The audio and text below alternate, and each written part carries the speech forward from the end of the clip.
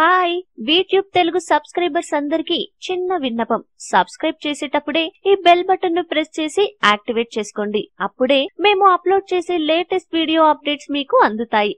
Already subscribe చేసుకున్న వాళ్ళు కూడా దయచేసి ఈ గంట సింబల్ ను నొక్కి యాక్టివేట్ చేసుకోండి.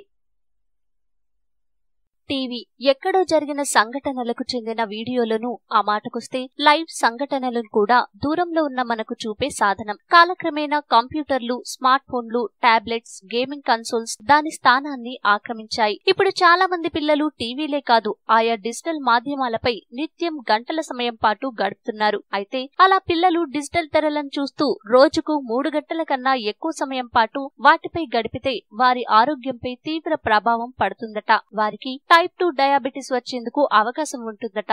ఇది మేం చెప్తోంది కాదు, లండన్ సైంటిస్టులు చేసిన పరిశోధనల సారాంశం. యూనివర్సిటీ ఆఫ్ లండన్ విశ్వవిద్యాలయానికి చెందిన పరిశోధకులు అక్కడి బర్మింగ్హామ్, లీసెస్టర్ సిటీల్లో ఉన్న 200 స్కూళ్లలో చదువుతున్న 9 నుంచి 10 సంవత్సరాల వయసు గల 4500 మంది పిల్లలపై పరిశోధనలు చేశారు. వారి నుంచి శాంపిల్స్ సేకరించారు. ఆ పిల్లల అలవాట్లు, తీసుకునే ఆహారం, జీవన విధానం వంటి అన్ని అంశాలను రికార్డు చేశారు. చివరికి తెలిసిందేమిటంటే రోజుకు 3 గంటలు అంతకన్నా ఎక్కువ సమయం పాటు టీవీ లేదా కంప్యూటర్లు, గేమింగ్ కన్సోల్స్, టాబ్లెట్లు, స్మార్ట్ ఫోన్స్ వంటి డిజిటల్ స్క్రీన్లపై గడుపుతున్న పిల్లల మెటబాలిక్ రేట్, బరువు అధికంగా ఉన్నట్టు గుర్తించారు. దీంతో పాటు వారికి టైప్ 2 డయాబెటిస్ వచ్చే అవకాశాలు ఎక్కువగా ఉన్నట్టు నిర్ధారించారు. ఈ క్రమంలో ఆకలి, గ్లూకోజ్, ఇన్సులిన్లను నియంత్రించే లెప్టిన్ అనే హార్మోన్ పై కూడా తీవ్రమైన ప్రభావం పడుతుందని వారు తెలిపారు. దీంతో అధిక బరువు సమస్య, టైప్ 2 డయాబెటిస్ వస్తాయని పేర్కొన్నారు. తెలిసిందిగా డిజిటల్ మాధ్యమాల వల్ల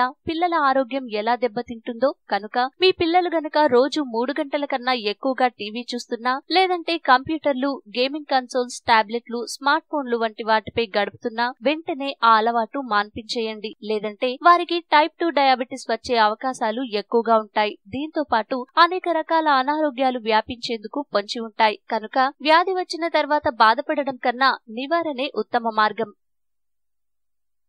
ఈ వీడియో మీకు నచ్చితే లైక్ చేయండి, అందరికీ షేర్ చేయండి, కానీ సబ్స్క్రైబ్ చేయడం మాత్రం మర్చిపోకండి.